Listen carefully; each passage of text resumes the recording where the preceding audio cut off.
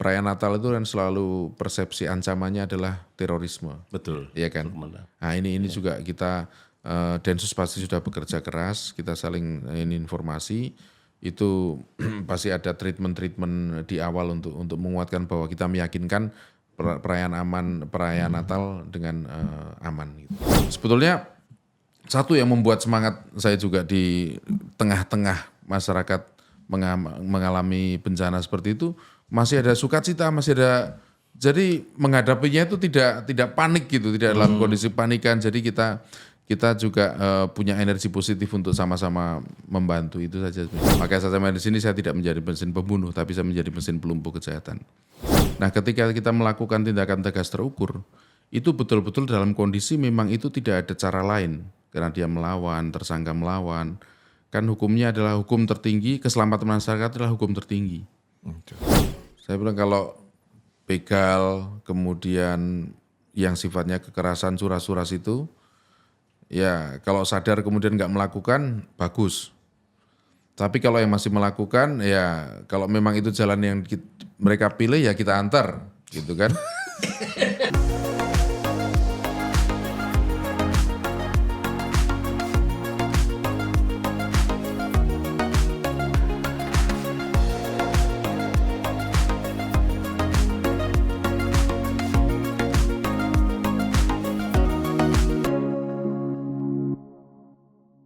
Hai, jumpa lagi dalam podcast Siplah. Wah, selamat gimana nih Pak Sim? Sehat. Ini udah nggak terasa ya, udah Desember ya? Iya dong, Iya. mau jalan-jalan. Mau jalan-jalan. Gimana nih akhir tahun ini? Tapi harus tetap aman. Harus aman ya. Wah, Nggak aman, longsor. gimana mau meninggalkan rumah kalau nggak aman ya? Iya, tapi jangan usah ragu nih Pak Sim ini. Karena bersama kita udah hadir ini orang yang paling bertanggung jawab untuk keamanan Kota Medan. Oke. Kita sambut Bapak Kombes Pol Gideon Arif Setiawan, Kapolres Tabes Kota Medan. Selamat pagi Pak. Selamat pagi Bang, selamat pagi semuanya ini. Kami sangat merasa terhormat ini di tengah kesibukan beliau, ya kan? Tapi beliau masih menyempatkan diri datang berpodcast ria. Terima kasih undangannya juga ini untuk Jadi sudah tidak asing lagi kalau Pak Gideon di Medan ya Bang ya. Iya. Pernah juga Kasat Reskrim Polrestabes ya, Medan. Tahun berapa? Poltabes waktu itu, Oh, ya, masih namanya Poltabes masih masih Poltabes. Poltabes. Ya, Lalu Poltabes. di kampung kami Iya, bukan ada di Medan. Abang dari? dari Kapolres Oh Derry. iya, dari. Sempat juga Kapolres sana ya. Iya. Luar biasa, berarti tidak asing lagi Bang. Iya. Medan ya. Oke, lanjut. Lalu bersama Pak Gideon, kita ada juga narasumber kita, nggak asing lagi, Bang Anton Panggabean. Beliau sehari-hari adalah Wapemret di Harian Sip. Tapi beliau sangat menguasai Kota Medan, Iya, Pak Gideon. pasti. Karena selain beliau itu latar belakangnya jurnalis, beliau juga pernah jadi anggota dewan. Ya, pernah jadi anggota dewan. Jadi Medan, ya menguasai persoalan-persoalan di Kota Medan. Jadi Pak Sim, Oke. ini kan iya ada yang viral loh beberapa waktu ini. Tahu nggak apa? Luar biasa ini. Ketika banjir, Bukan, ini ada. Pak Kapolrestabes ini, Pak Gideon ini. Baru 1 bulan lebih ya Bang ya? 1,5 ya. 1,5 bulan. Nah ini masuknya udah 1,5 bulan, tapi orang-orang membahas ya, kalau lihat viral di media sosial, ketika Pak Gideon, ketika banjir, ada aksi heroik beliau ini. Ya, naik ke atas atap menyelamatkan warga Kota Medan, luar biasa. Gimana Bang Anton? Abang lihat waktu itu? Lihat. Waduh, ada harian. Pada saat itu kita belum punya nomor handphone Pak. Iya, dan Harian Sip menyiarkan itu secara khusus ya. Beritanya pun mendapat respon bagus dari para penonton kita. Bukan itu saja lagi. Iya. Hujan deras pun tetap pergi meninjau kesempayan menengok korban longsor itu. Ya. Ya Bang ya? Iya, iya. Iya, jadi dia tidak melihat angin, arah cuaca segala Padahal macam. Penting bagaimana kenyamanan dan keamanan keselamatan. Padahal biasanya sebulan bertugas itu masih adaptasi ya. Iya, tapi ini udah ada aksi heroik. Gimana nih cerita sebenarnya Pak Gideon? Karena biasanya komandan Bang. kan biasanya suruh ajudan, suruh anggota yang naik ke atas atap gitu. Apa yang mendorong tiba-tiba seorang Kapolres Tabes itu mau naik ke atas menyelamatkan orang. Baik, terima kasih. Kalau dibilang heroik mungkin berlebihan ya. Ya berlebihan lah. Karena wajar saja menurut saya kan. Hari itu menurut saya itu hari yang sangat istimewa di Medan. Kita melaksanakan pilkada langsung serentak. Dan malam sehari sebelumnya kita dengan Muspida Provinsi juga ada Pak Kapolda, Pangdam, lalu Gubernur. Kita jalan meninjau kesiapan pengamanan malam itu. Hujan masih terus turun. Mulai dari pagi sampai malam semua lepas dari pos begitu masih hujan terus. Kekhawatiran mulai ada.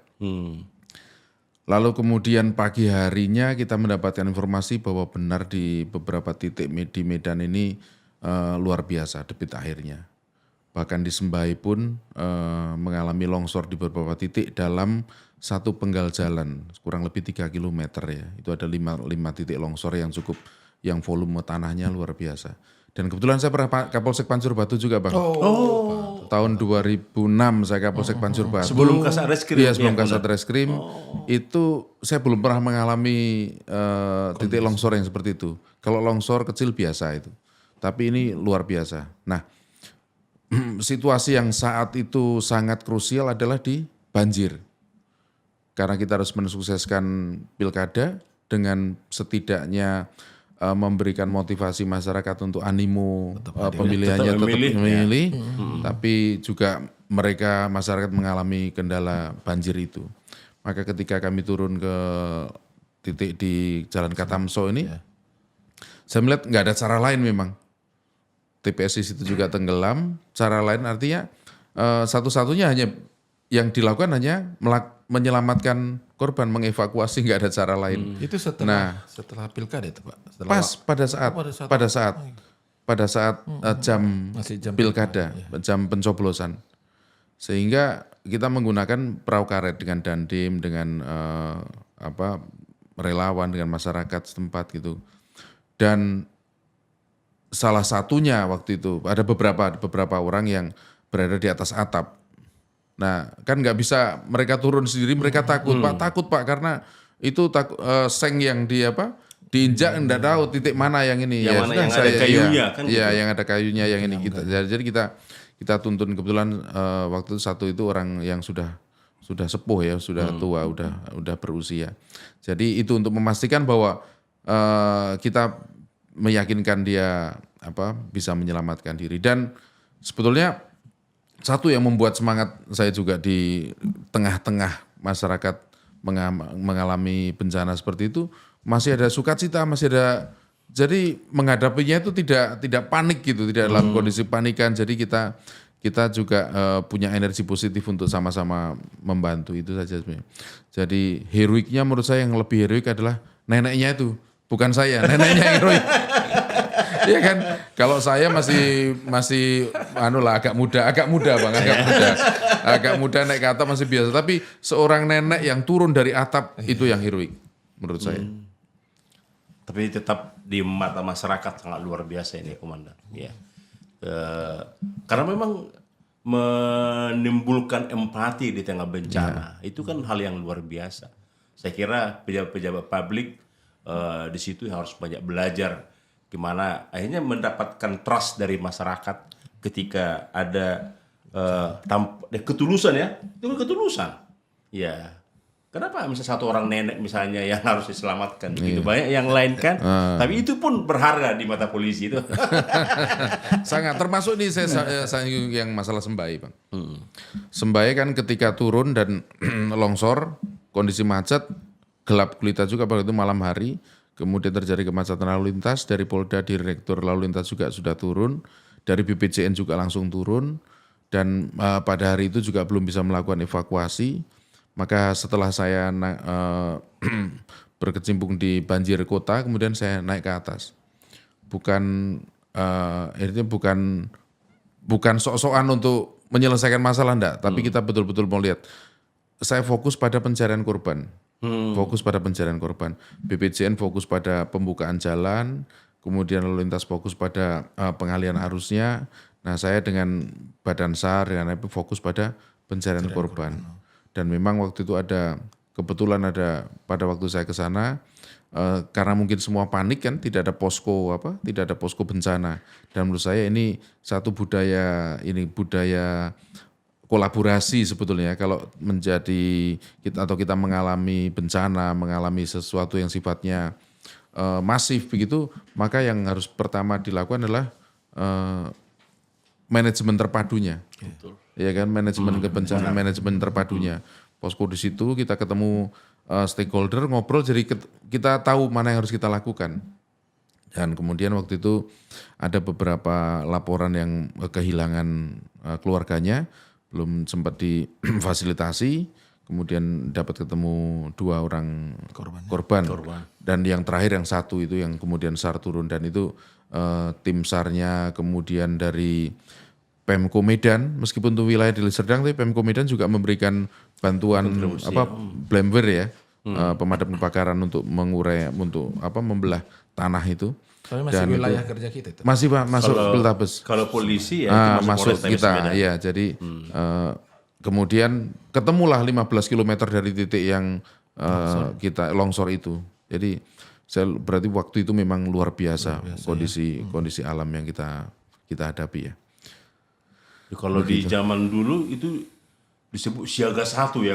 Ya, siaga 1. Siaga 1 zaman dulu. Bencana, ya, sekarang ya. istilah itu kan nggak digunakan lagi ya. Ya, itu kemudian menetapkan ya, Pemprov kayak menetapkan siaga darurat. Belum darurat ya, masih siaga darurat. Waktu itu ya. Iya.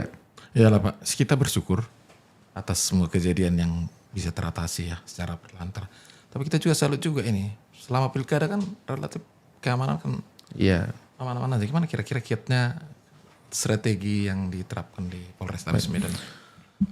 Sebetulnya secara prinsip karena memang ini demokrasi kan, proses berdemokrasi berarti kedewasaan masyarakat, kemudian pemahaman terhadap kehidupan demokrasi dan harapan terhadap kehidupan demokrasi menurut saya sudah semakin baik ya.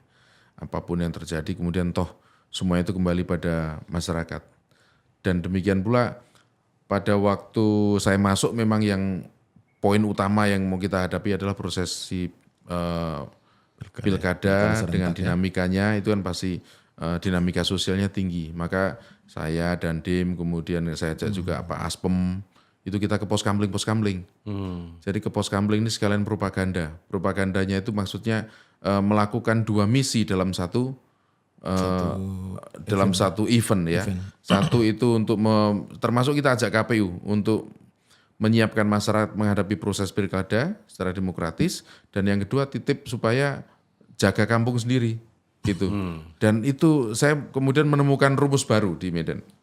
Kalau orang mengatakan bahwa niat tambah kejahatan, niat tambah kesempatan, maka ketemulah kejahatan. Kalau saya menemukan niat ditambah kesempatan minus partisipasi publik. Iya kan? Betul. Minus partisipasi publik. Udah itu kita udah semua tapi partisipasi publik 0, maka ya kejahatan akan tetap terjadi. Dan banyak ketika ini saya juga bersyukur ketika diupload di media sosial gitu. Misalnya kita ke pos kamling gitu kan. Ada yang positif memberikan semangat, energi positif. Kampung kami juga Pak, itu positif. Tapi ada juga yang memberikan energi yang menurut saya membuat kita harus introspeksi dan semakin kekeh untuk mengatakan tidak pernah lelah untuk bersama dengan masyarakat. Kalimatnya adalah, kamu yang dibayar kok kita yang suruh kerja. Itu. Padahal lingkungan siapa? Itu. Lo yang dibayar masa kita suruh kerja, suruh jagain. Kamulah jaga motorku. Kamu loh. Ini bagus gak apa-apa. Itu semangat buat kami. Jadi berapa lama itu? Kenapa? Apa namanya? Action itu tadi, propaganda tadi berapa lama itu dilakukan? Sudah berapa? Saya sudah 4 pos kamling ya. Pertama di Percusetuan, kemudian di Polonia, lalu di Marindal, kemudian di Sunggal, kemudian di Menteng. Saya tahunya Menteng pertama ini Menteng, Medan Tenggara, ya kan? Medan Tenggara, iya, Menteng. Dan itu daerah-daerah ini. Dan saya cukup kan memang orientasinya begini Pak. hal yang sekarang secara dinamika kita alami itu adalah bagaimana mengatasi persoalan kenakalan remaja atau persoalan kriminal yang melibatkan anak-anak atau anak-anak berhadapan dengan hukum, berkonflik dengan hukum. Ini memang dinamikanya luar biasa. Tidak hanya di Medan, di berbagai kota juga sama. Kebetulan saya kan dari Jakarta Utara, jadi sama. Tetapi sentuhannya yang mendasar ke anak-anak ini yang kemudian memang harus dikuatkan. Nah, kita melakukan namanya deklarasi pelajar merah putih waktu itu. Ini ada cerita lucu, Bang. Deklarasi pelajar merah putih. Saya undang semua muspida, kemudian undang sekolah, perwakilan sekolah untuk tanda tangan deklarasi bahwa saya tidak akan terlibat narkoba, bullying, tawuran, gitu lah. Pak Kajari nanya ke saya, Pak Kapolres, kok nggak ada anak SMA 1? Ini mohon maaf saya sebut, SMA 1. Oh enggak Pak, ini historicalnya adalah historical yang tawuran. Karena kan tawuran ini biasanya historical mereka, anak SMA A sama SMA B terus-menerus sampai 7 turunan. Lalu saya sudah bilang juga sama gurunya, yang tanda tangan anak-anak yang teridentifikasi. Dan benar, SMA-nya juga SMA tertentu, anak-anaknya juga anak-anak yang sudah dipilih. Dan ketika kita turun dari acara itu, semua musbida, ini acara di lantai 2, kita turun ke lantai 1 untuk pergi untuk meninggalkan acara, yang di atas sudah terjadi Gesekan. Korban 1 berdarah di sini. Saya bilang, Pak Kapolres gimana? Berarti saya sudah benar membuktikan bahwa anak-anak ini ada historical. Nah ini yang ini harus kita pangkas Pak. Betul. Ini harus kita pangkas. Dan kemarin yang begal seorang anggota TNI, anak di bawah umur Pak. Anak di bawah umur. Meskipun mohon maaf saya tidak akan mentolerir pelaku kejahatan yang terutama menggunakan kekerasan, korbannya ibu-ibu yang sedang menafkahi keluarganya. Sudahlah kalau itu sudah berarti dia juga sudah bukan cari apa-apa lagi di dunia kan. Artinya kita menghadapi iya kan ibu-ibu kayak seperti di Pancur Batu itu. Ibu-ibu jam 5 pagi menafkahi keluarganya. Ini pelaku nyamber pakai kekerasan, ngambil motornya dan motornya hanya dijual untuk sabu, untuk judi online. Berarti kan sudah itulah jalan yang dia pilih ya mari kita antarkan gitu kan. Jadi Pak Sim ini udah diawali oleh Pak Gideon ya. Udah tadi sebenarnya kita bakal ke situ. Karena dalam maaf Pak, berarti mendahului. Bukan. Soalnya nyambung Bang, nyambung. Iya, justru dari sudah apa ini? Udah saling terhubung dia. Iya, belum kita bilang Bapak udah mengerti. Iya, Komandan. Pak memang tadi kan Oktober tadi kata Pak Gideon masuk ke sini. Tetapi memang ya waktu Kapolda udah menegaskan ya ketika datang audiensi Kesip bahwa akan menindak tegas. Oh iya. Wow, para begal-begal ini. Iya. Masih Bang Anton itu kan, masih Bang Anton yang terima juga situ kan, akan ada tindakan terukur ya. Ternyata itu yang eksekusi Pak Gideon loh, Pak. Jadi prinsipnya adalah bahwa saya sampaikan dari awal, kita tidak akan pernah menjadi mesin pembunuh, tapi kita menjadi mesin pelumpuh kejahatan.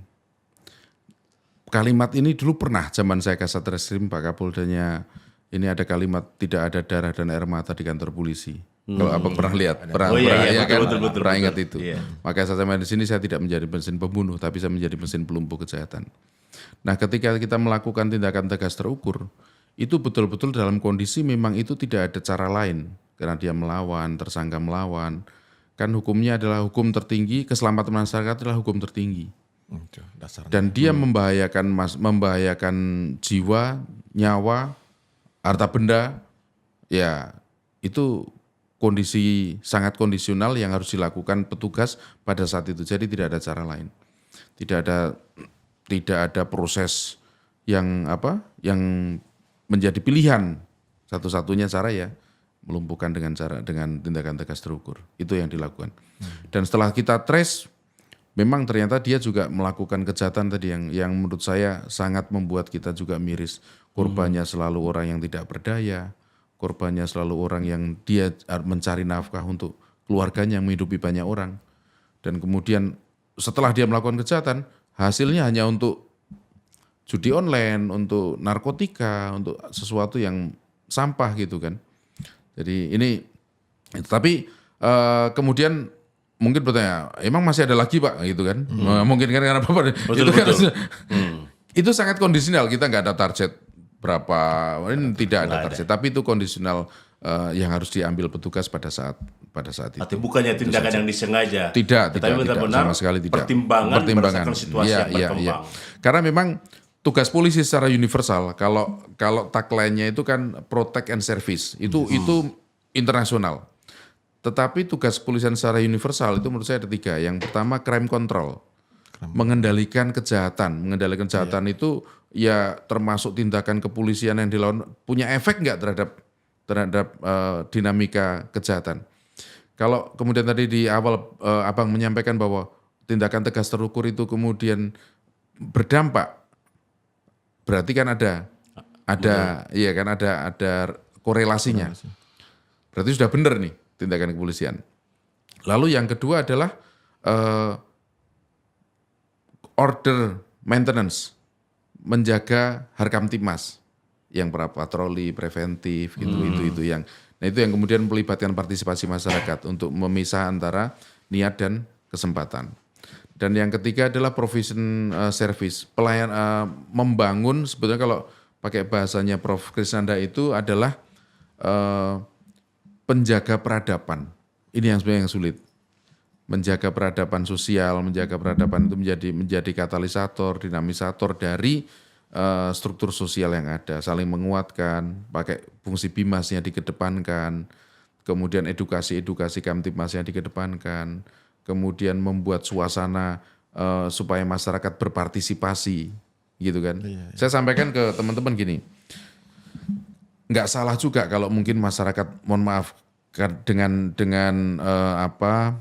statement di medsos bahwa mendiskreditkan misalnya, termasuk kita tidak respect terhadap apa yang kita lakukan, menurut saya tidak salah karena itu reaksi sosial. Mungkin karena mereka melihat bahwa kita belum berbuat, gitu.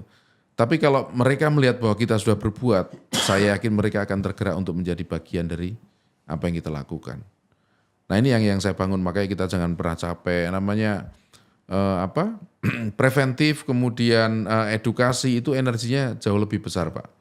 Kalau penindakan itu simple sebetulnya, ya kan? Tanggung jawab besar. Tapi kalau edukasi preventif itu kan terus-menerus. Kadang-kadang baru aja patroli lewat, kejadian di belakangnya, kan gitu. Tapi apakah kemudian kita merasa bahwa patrolinya gagal? Lebih bagus kalau patroli, sudah ada patroli itu kejadian di belakang. Kalau nggak ada patroli, kejadian depan, belakang, tengah, nah gitu kan. Tapi kan tidak bisa dilakukan itu dalam jangka singkat atau Iya, pasti. Mungkin ada target Pak Gideon untuk bisa membuat semuanya bisa berjalan dengan baik seperti itu. Nah, memang saya sebenarnya yang saya bangun sebenarnya ekosistem Harkamtibmas. Bagaimana stakeholder, kalau tadi di depan sampaikan bahwa saya yang bertanggung jawab terhadap keamanan. Sebetulnya kalau kita kembalikan, itu tanggung jawab semua ya kan? Tanggung jawab semua. Saya yang dituntut pertanggung jawabannya ya. Tapi kamu yang digaji kerja. Iya. Awak kok jadi awak yang suruh kerja. Nah gitu kan. Polisi lah pakai bahasa-bahasa yang ini lagi kan. Minumnya pun tak diminum. Oke. Oh ya Bang. Oke. Kalau nggak salah kan Pak Gideon juga pernah Kapolres di Banyuwangi atau Banyumas ya. Iya. Di Jakarta Utara ya. Iya. Ada beberapa daerah yang sudah dilalui. Makanya setelah ini kita dengarkan dulu Bang Anton ya. Oh iya. Sebagai masyarakat ya, sebagai mantan anggota dewan melihat kinerja Polrestabes Medan ini di bawah kepemimpinan Pak Gideon. Silakan Bang Anton. Tapi nanti kan dijawab oleh Pak Kapolrestabes. Bahwasanya polisi tidak puas dengan pujian. Iya, betul. Karena itu kan adalah tugas dan tanggung jawab. Walaupun itu sebenarnya ada tanggung jawab semua warga gitu. Tapi kita ajukan jempol setelah Pak Gideon di sini, ya kan? Kita kan selalu pulang malam nih Pak. Iya. Kita nggak punya senjata, hanya senjata kita berdua aja, aman gitu. Tapi saya lihat Pak Simarmata ke Helpet saya ke arah Sampali, aman loh Pak. Wah. Padahal itu pulangnya jam-jam 1 pagi ya. Iya. Karena kan tugas redaksi kan ya. Jadi saya lihat patroli berjalan terus, tapi walaupun kadang patroli jalan terus, geber-geber knalpot masih tetap juga. Iya. Jadi rasa aman itu di diri kita masyarakat, kita mewakili gitu ya. Udah terasa aman melihat lampu yang biru seperti di jalan gitu. Jiwa kita udah aman sebenarnya. Walaupun nggak ada kejadian, nggak tahu mungkin Pak Simarmata juga mengalami hal seperti itu. Tapi yang kita setiap malam pulang udah aman gitu. Aman. Mudah-mudahan. Cuma trauma dengan geber-geber itu aja ya. Tapi kalau itu ya, tadi malam saya sampai jam 2 di... Kebetulan kan ada penghitungan KPU ya. Oh iya, betul suara ya. Dan itu suaranya juga masih yang knalpot yang di Oppo abisnya apa ya? Modifikasi itu ya. Ya, brong. Cetuang. Ini memang gila nih memang saya bilang. Ya, termasuk Bang Anton, terima kasih Bang Anton. Ini motivasi. Betul kalau pujian itu menurut saya seperti kata-kata heroik, mungkin berlebihan lah. Semua kan karena memang kita ditugaskan untuk melakukan itu dan itu kewajiban kami. Dan Pak Kapolda sangat konsen. Waktu pertama kali saya datang juga, Gideon katanya, saya titip masyarakat Medan gitu kan. Dan saya akan support yang dilakukan Polrestabes. Jadi beliau juga merasa bahwa Polrestabes wilayah hukum Medan ini memang perlu energi berlebih ya untuk memberikan pelayanan kepada masyarakat. Maka Pak Kapolda itu mensupport ada Brimob, ada Samapta, itu setiap malam itu lebih anggota saya cuman 2.100 lah anggota Polrestabes Medan. Tetapi ada anggotanya tadi yang tambahan yang dari Pak Kapolda tadi, pengembangan kekuatan dari Brimob maupun dari Samapta, itu paling tidak satu hari bisa 100 orang untuk operasional, untuk patroli dan setiap hari-hari tertentu kita melihat kalender Kamtipmasnya, biasa kejadian rawan di hari Jumat, Sabtu, Minggu itu. Tapi kalau Minggu relatif sepi Pak. Saya juga heran kalau Minggu sepi. Sepi kejahatan.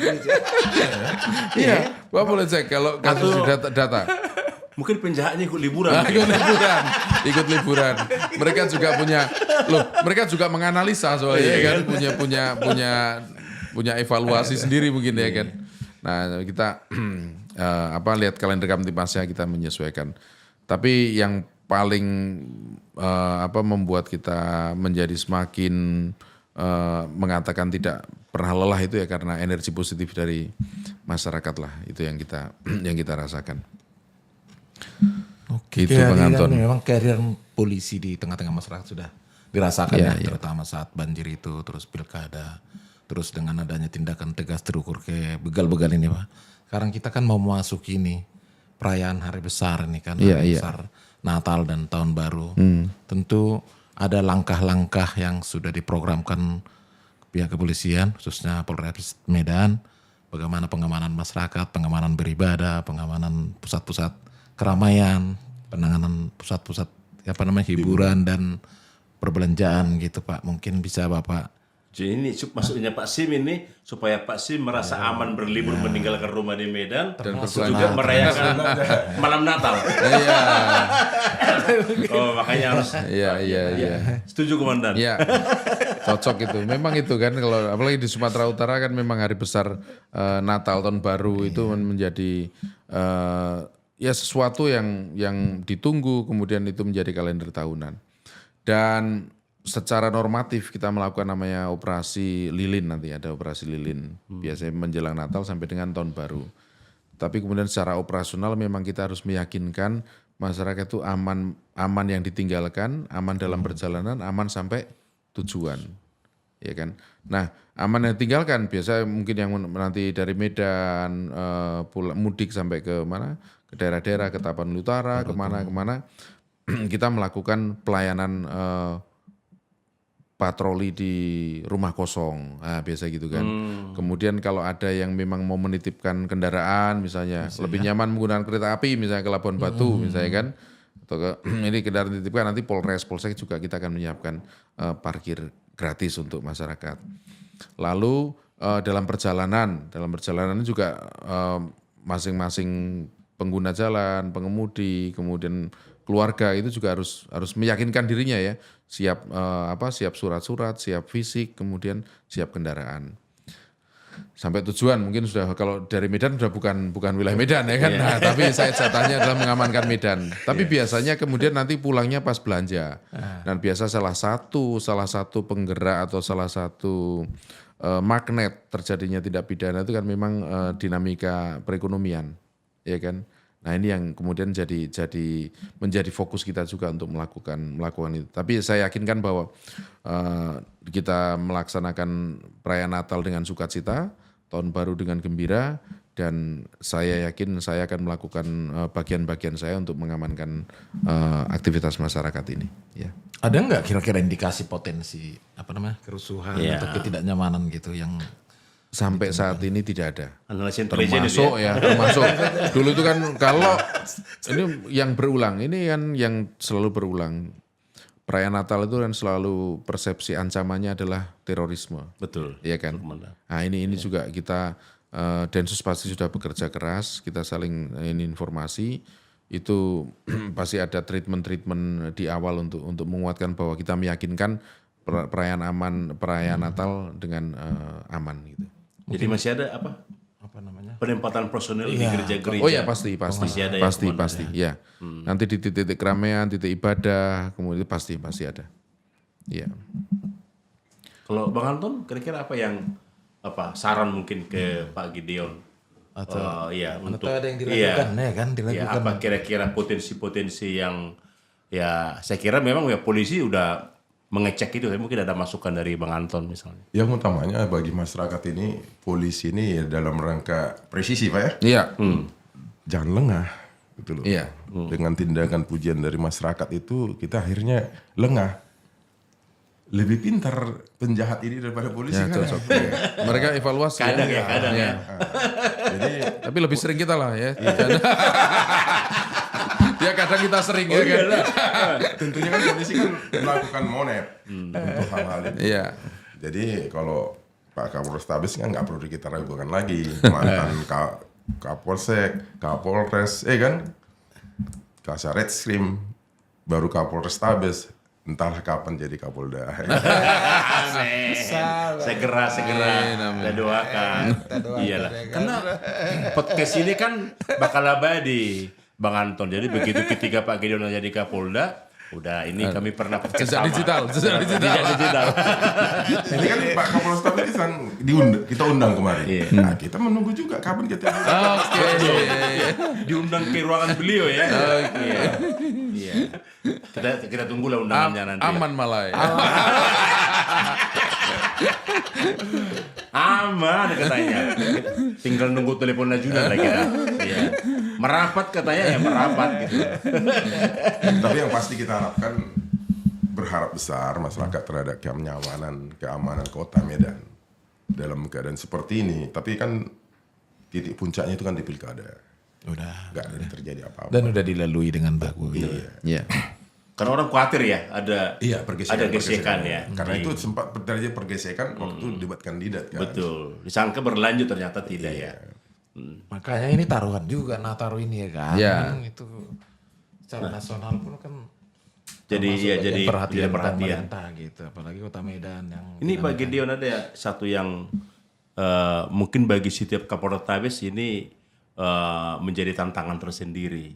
Ada di daerah lain kan jadi Kapolres atau Kapolrestabes itu kan hanya satu pemerintahan yang dikapel. Iya. Misalnya kayak Dairi dulu kan hanya Dairi.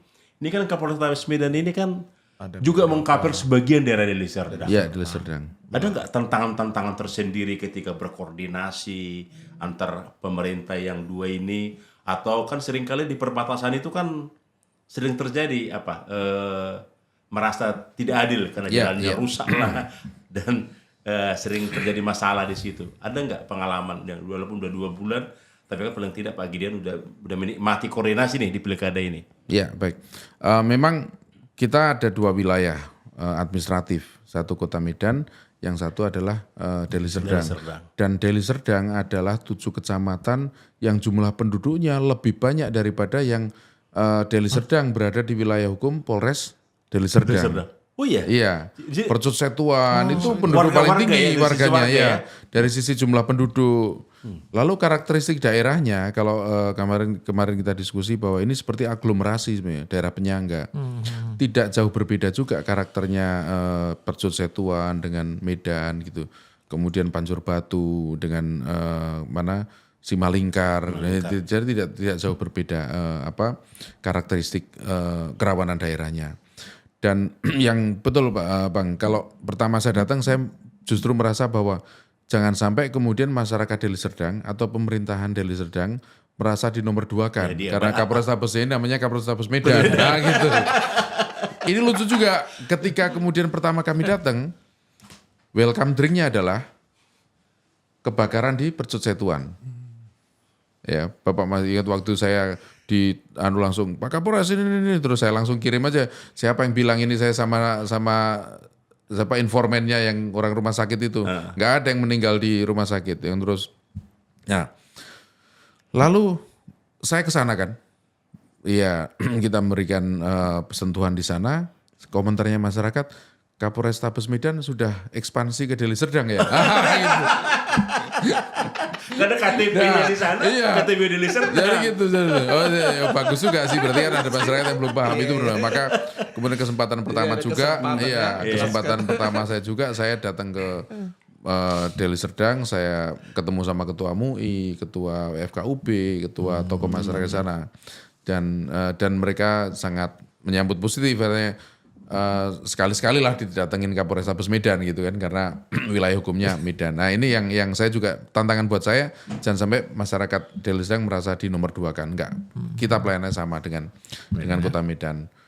Tetapi memang secara karakteristik peristiwa atau kriminalitas di Medan ini mempengaruhi wilayah pinggiran, wilayah Pastilah. perbatasan dengan itu. Hinterland lah Ya, hinterland. Nah ini yang kemudian memang kita lebih banyak di operasional lebih banyak di Medan. Tapi kita juga menjangkau sampai wilayah-wilayah di Deli Serdang kok. Jadi itu. Nggak usah ragu gitu. Nggak usah ragu. Iya. Iya. Tetap mendapat perhatian juga. Oh, Ada 7 iya. kecamatan tadi Pak ya? Iya. Kecamatan itu. Karena memang itu memang dia karakter daerah Polres Tabes Medan itu memang begitu dibuat dikondisikan kan. Jadi dia ada 2 kabupaten, 2 kabupaten kota lah ya yang menjadi koordinasi itu. Aglomerasi ya kalau ini memang harus ada keterhubungan kolaborasinya aglomerasi lah. Tapi kan berkaitan dengan Nataru ini kan sesuai dengan himbauan BKMG itu masih puncaknya curah hujan sampai Desember. Nah, ini perlu juga diantisipasi oleh karena kita dikelilingi beberapa aliran sungai besar, Iya. terutama Medan Utara. Jadi yang rawan itu ada nggak di peta itu Bang Anton ya? Apakah misalnya daerah Simbahi itu masih dikategorikan rawan? Karena kan sebagai mantan Kapolsek Pancur Batu. Mana Pak Gideon melihat? Apa kira-kira langkah-langkah antisipasi di situ? Kita sudah koordinasi dengan BPJN, Badan Pengelola Jalan Nasional ya. Balai Pengelola Jalan Nasional itu ditempatkan di beberapa titik di Sembahi, itu alat-alat berat. Memang kalau melihat kemarin kondisi ini masih ada potensi agak rawan itu ya. Lengseran yang kemarin itu kan masih labil tuh. Yang kemarin terkikis kemudian turun itu kan masih agak labil dan kemarin Pak Gubernur kalau saya juga sudah meninjau akan melakukan pembangunan infrastruktur yang menguatkan sana. Ya. Memang kalau hujan deras ya lebih bagus masyarakat tidak menggunakan memaksa untuk naik atau turun ya. Itu tunggu sebentar daripada ya kan itu membahayakan diri sendiri.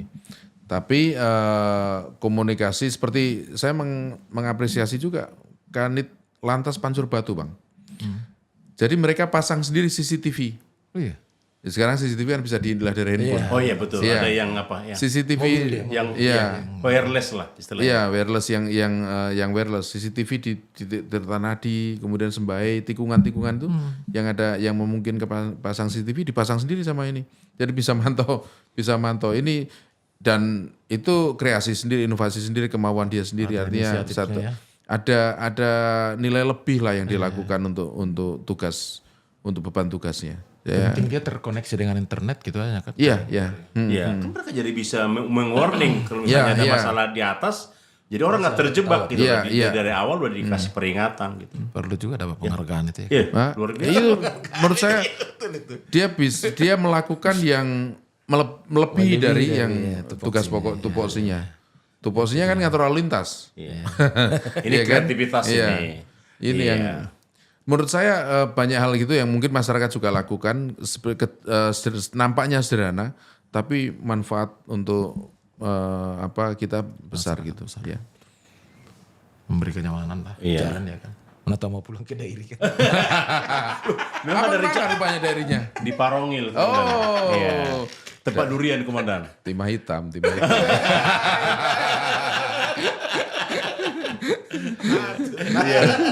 Diam-diam aja dia selalu. Warna hitam. Jadi pemirsa podcast Sipla ini komandan ingin juga mendengarkan komandan menyampaikan tips-tips di akhir tahun ini supaya tetap aman dan tertib lah. Artinya apa yang bisa dipegang Iya, masyarakat itu dari bisa imbauan Kombes semacam Tio, closing ya kan? statement lah Closing ke statement, apakah pengamanan Iya. Natal atau pengamanan begal-begal ini, Iya, pengamanan- pokoknya semua lah. Iya. Oke, Saya mencermati beberapa dinamika kriminal yang ada di wilayah Kota Medan dan sekitarnya ini yang kemudian masih terjadi secara terus-menerus itu adalah curanmor. Iya. Saya bilang kalau begal kemudian yang sifatnya kekerasan suras-suras itu ya kalau sadar kemudian nggak melakukan bagus. Tapi kalau yang masih melakukan ya kalau memang itu jalan yang mereka pilih ya kita antar gitu kan. Itu saja kan. Nah kalau yang curanmor kemudian mereka mungkin karena tahu resiko melakukan dengan agak soft ini. Ada dua tipologi kejahatan yang mengalami kenaikan. Curanmor nggak naik, stagnan lah angkanya. Tapi masih terus terjadi gitu. Nah, jangan dipikir kalau curanmor kemudian tidak kita lakukan tindakan tegas terukur. Sama hukumnya gitu kan. Ini motor-motor yang masyarakat gunakan untuk melakukan kehidupannya, untuk mencari nafkahnya. Yang terjadi adalah kunci sepeda motor itu ditinggal di motor. Mereka abai gitu, abai sekali. Atau merasa yakin bahwa ini nggak akan hilang gitu kan. Tapi menurut saya itu terlalu abai. Ditinggal di motor kuncinya, kemudian dia belanja. Nah, iya udah selesai motornya ini. Nah, jadi jangan pernah abai dengan benda-benda, dengan barang-barang berharga yang kita miliki. Karena apapun kemudian yang rugi kita sendiri gitu kan. Walaupun sekalipun mohon maaf lah polisi bisa mencari, polisi kemudian menemukan dalam beberapa waktu lagi. Tapi kan kemudian kembali ke pemilik bahwa yang rugi adalah dia sendiri. Jadi awasi kemudian lakukan pengamanan terbaik untuk benda-bendanya sendiri, barang-barangnya sendiri, untuk dirinya sendiri, untuk lingkungannya. Ya, saya melakukan peninjauan ke pos kamling itu bang. Kita support juga apa yang mereka butuhkan gitu kan. Kebanyakan CCTV dan beberapa titik kita pasang CCTV dan itu sangat membantu untuk pengungkapan kejahatan. Tapi untuk pencegahan tetap kembali pada kewaspadaan kita. Lalu untuk Nataru, untuk supaya perjalanan aman, nyaman sampai tujuan ya kita sendiri juga. Ini mohon maaf kalau kami nyampaikan kita sendiri bukan berarti lalu tugasmu apa Pak Polisi gitu kan. Ini mohon maaf ini. Tapi ini memang kita akan kembali pada kebiasaan kita, kembali pada habit kita. Jadi kalau kita biasa mempersiapkannya dengan baik, mudah-mudahan kita akan jauh dari risiko-risiko itu. Kalau kita biasa merespon ya kan setiap gelagat-gelagat sosial yang tidak baik, maka kita akan semakin waspada, kita akan semakin jauh dari menjadi korban kejahatan. Dan yang paling penting ini ketika kita melakukan pengungkapan kejahatan itu adalah kebanggaan, bolehlah kebanggaan anak buah, kebanggaan proses, kebanggaan pemulisian. Tetapi yang paling utama adalah mencegah orang menjadi korban kejahatan. karena itu adalah kemuliaan dan itu sebenarnya tugas polisi yang paling hakiki. Tugas kita yang paling hakiki. Maka dengan segala kerendahan hati kami juga mohon mari kita untuk Medan ini atau untuk wilayah hukum Polrestabes ini, kalau bukan kita siapa lagi, kalau bukan sekarang kapan lagi? Ya, itu. Ini Itu baru Bang. Medan. Ini baru Medan. Medan kita punya. Nah, gitu ya. Iyalah. Jadi pemirsa podcast Sipla, kami kita berharap supaya Bapak Ibu Saudara sekalian untuk like, subscribe, share, komen podcast kita di YouTube sehingga kami ke depan masih tetap eksis ya untuk menyajikan konten-konten yang jauh lebih baik lagi. Dengan narasumber juga. Dengan narasumber yang luar biasa. Iya.